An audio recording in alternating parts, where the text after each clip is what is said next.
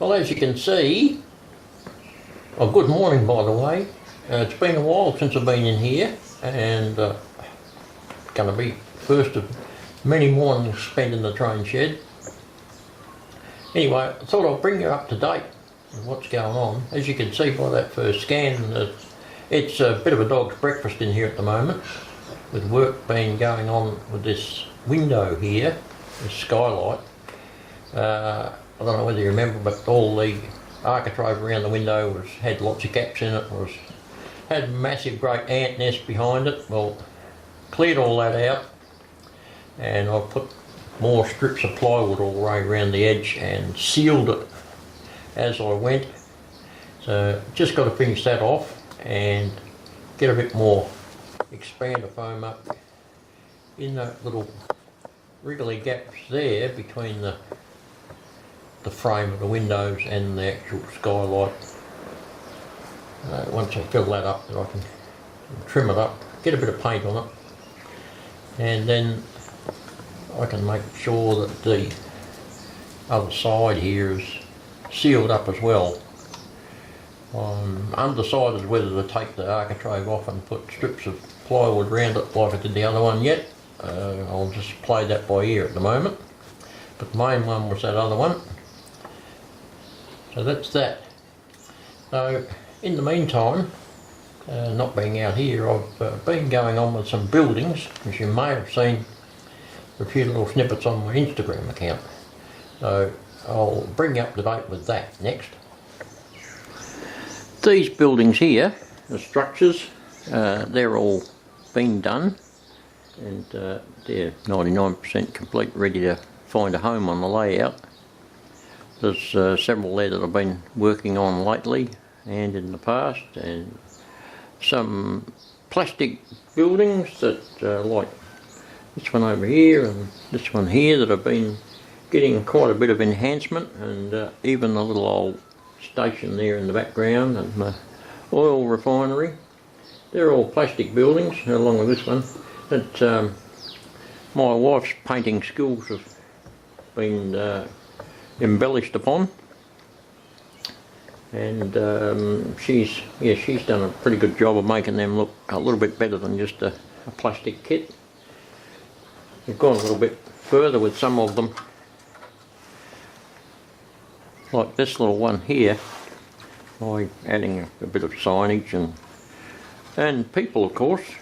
Can't have buildings without people in town.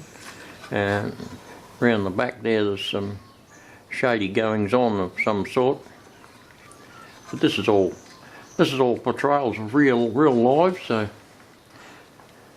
we try and add that into the railway system.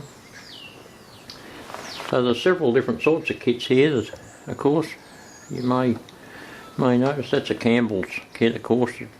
I did a whole video series on that one, and Foscale's kit here, and that's a local one produced by people in South Australia where I live. And there's another little Foscale's plastic kit, and these two are a couple more of those wooden kits, that laser cut kits that are made locally. We've got people on the front veranda on that one. Get that up so you can actually see it. And there.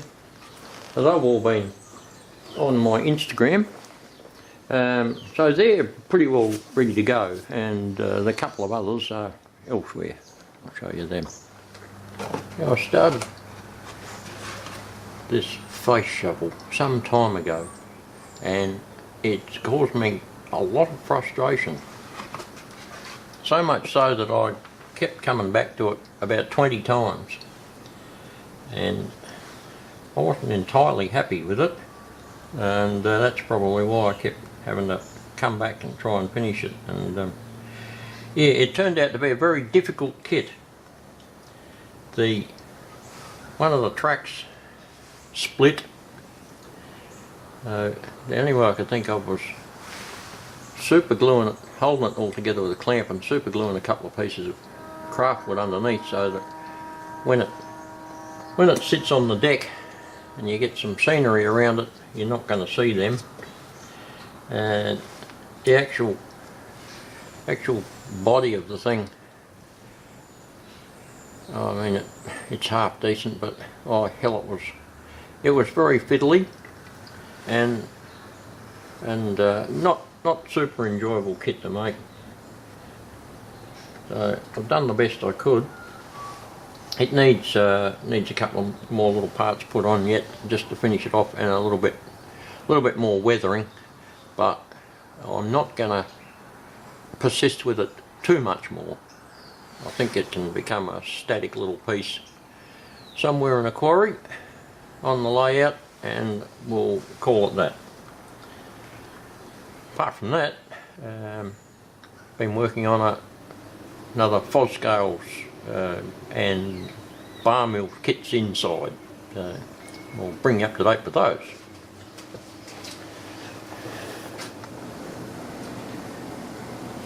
Okay, from one little marine build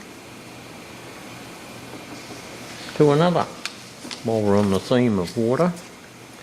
So it's from a bar mill's little fishing hut to a Foscale Pitkin roping net. Now I've already taken all the pieces and put the bracing on the back and started the painting.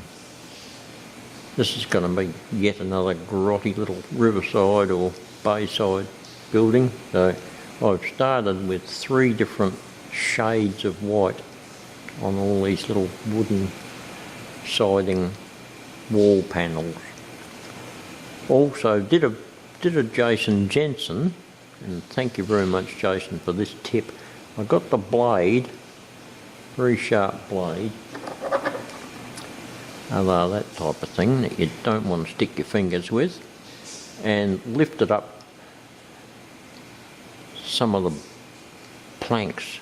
Got that blade right under there and lifted up the edge of the planks to give that slightly rotten wood look. So that's the stage we're up to. We've done 3 lots of different shades of white to slowly get the base colour on the wood panels. They also have corner trims, which I've got them started to paint there, like a grotty green colour, combined avocado and another green, a plantation pine. I combined them together and made a bit of a mush. So they're the corner trims which go on the walls. The next step is to get all the walls glued together and carry on with some more painting. So we'll see you in a little while.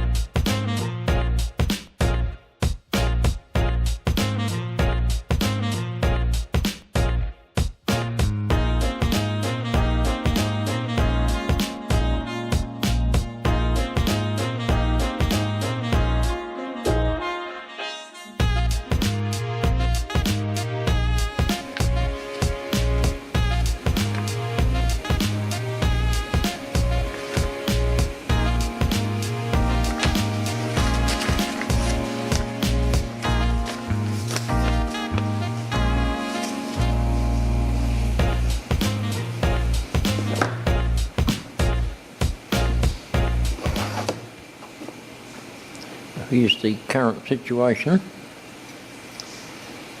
There's the base pylons.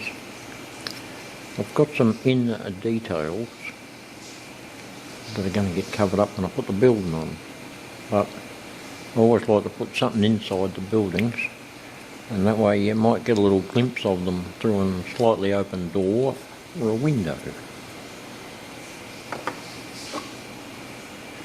And this is what we're up to with the body, main of it, main building part. So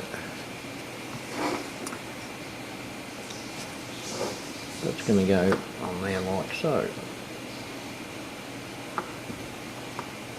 Got the signs cut out, ready to put on. And I'll shift it around a bit after the cat knocked it. And that's what we're up to at the moment. We're not far off finished. Got to stick that on there and put some little boards around the edge and the signs on. A little bit more weathering and a couple of details and some people. And then we'll be done.